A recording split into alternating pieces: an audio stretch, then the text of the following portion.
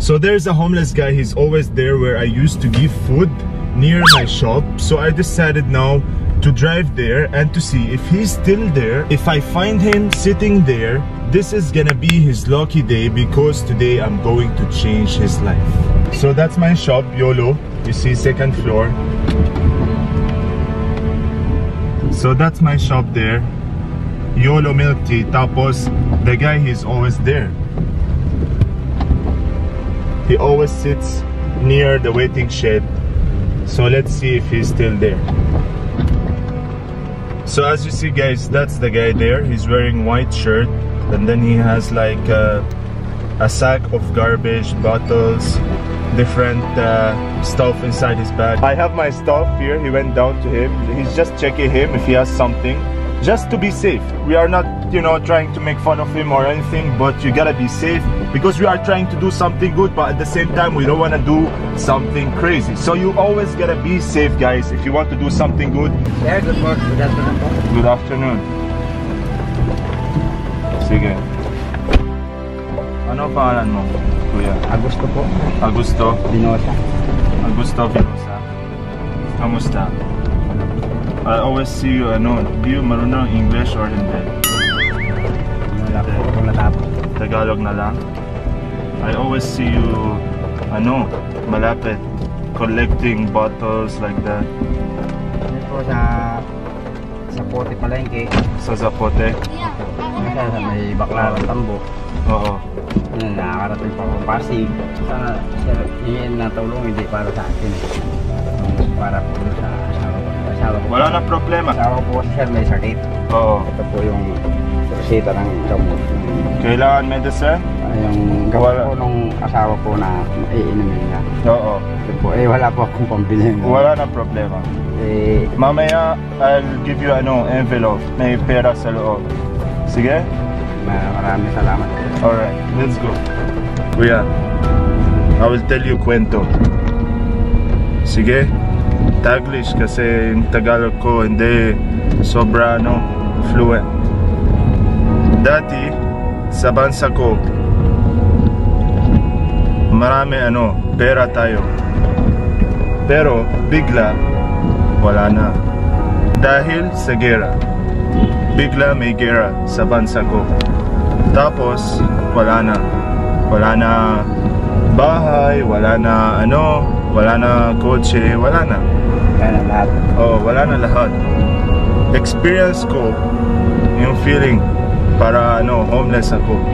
Papunta ako dito sa Pilipinas, aral ko dito, tapos God gave me something. Dahil God gave me something, I wanted to return the favor para I make someone also experience the good thing that I'm experiencing now. So pag homeless ka, dapat hindi ka malungkot, diba? Masaya ka kasi siguro bukas, diba?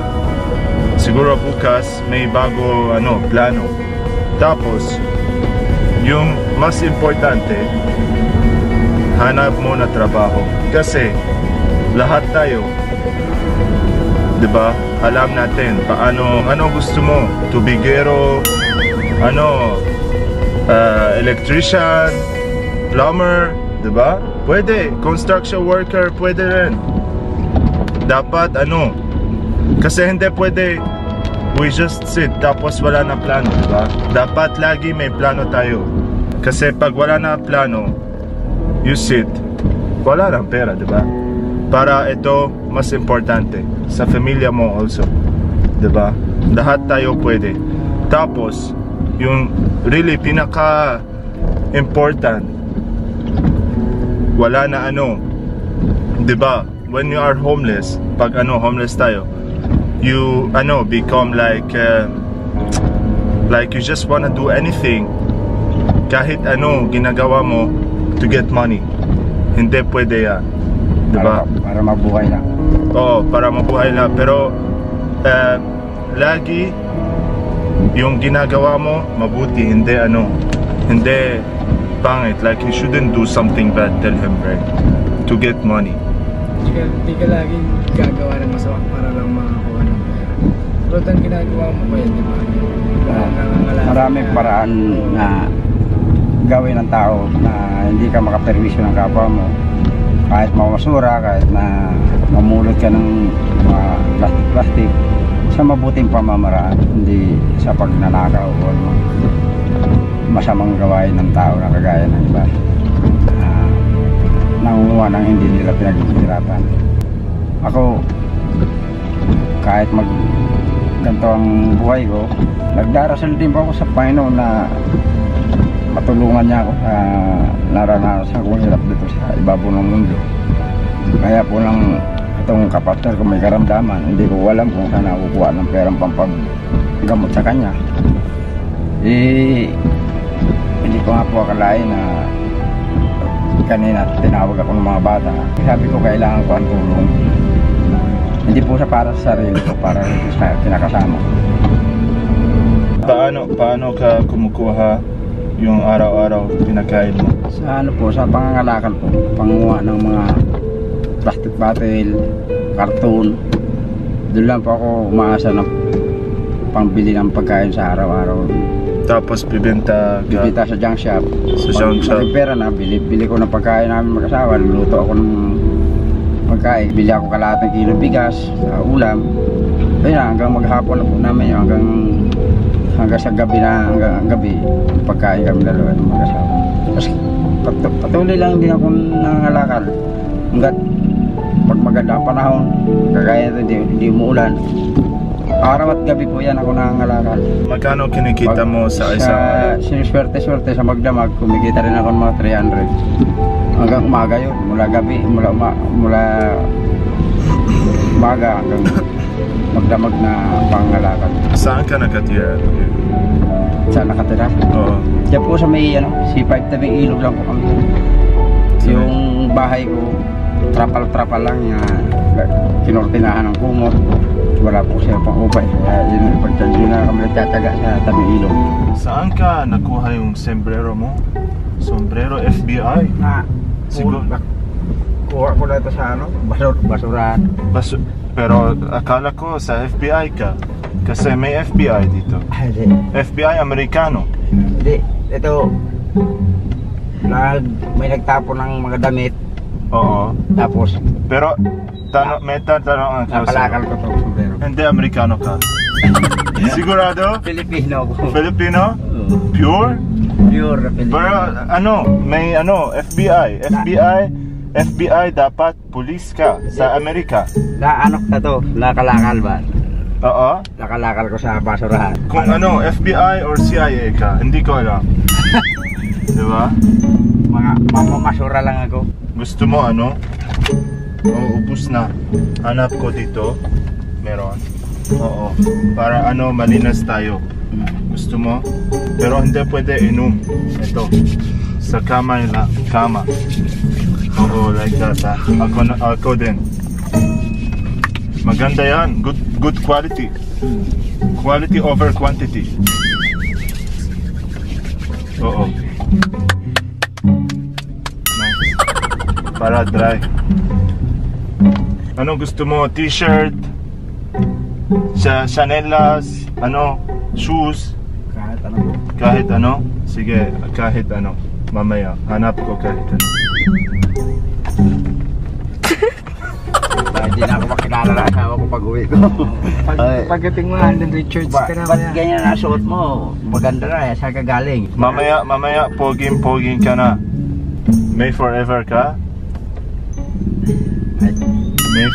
Hindi mo antindi ha? Kasi hindi Tagalog eh. Habang buhay na asawa? Kasama sa buhay. Oo. Meron? Meron. Nice. Mahal na mahal? Mahal na mahal. Ilan? Mahal?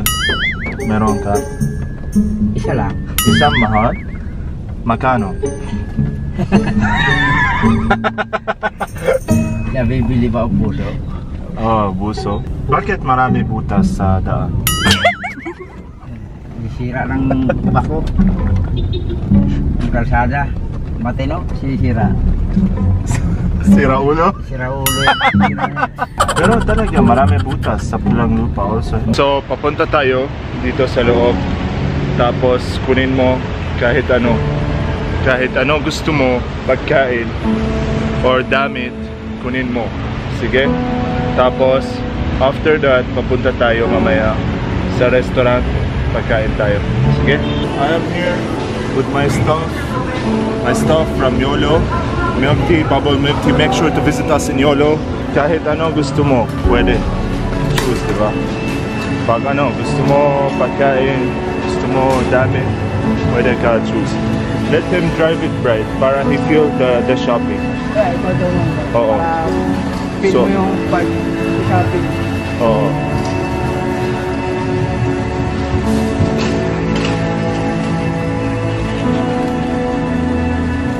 Gusto mo kape, pwede.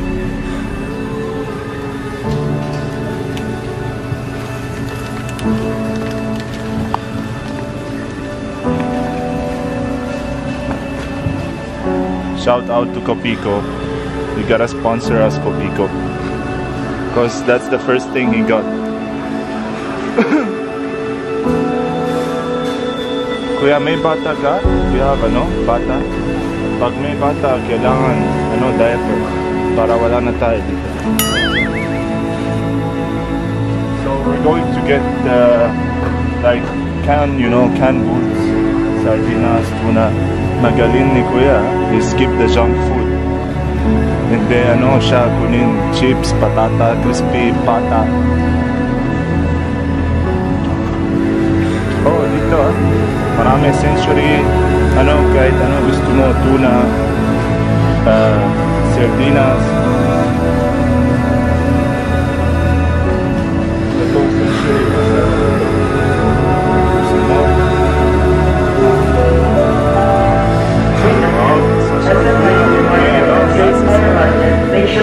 Paano? Gusto mo? Pwede. At the sound of the alarm, Corn beef. calm and don't panic. Kunin mo. Remember, stay down, cover and hold. Thank you. Why do we need to stay down, cover and hold? Kuya, siguro mamaya patay tayo kasi may earthquake. Good day, shoppers.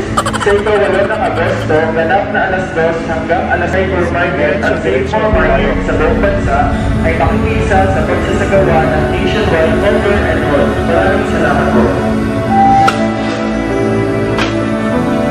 Ngayon, pwede ka na mag-open sari-sari store. Mahal mo sardinas, ha? Para hindi na magluto. Para hindi kailangan i-glass. Nice. Now it's smiling. Kanina he was pinakamalaki. Shout out to all the diabetes people. Alam mo, Pringles? Gusto mo? Sige. Pringles. Sige.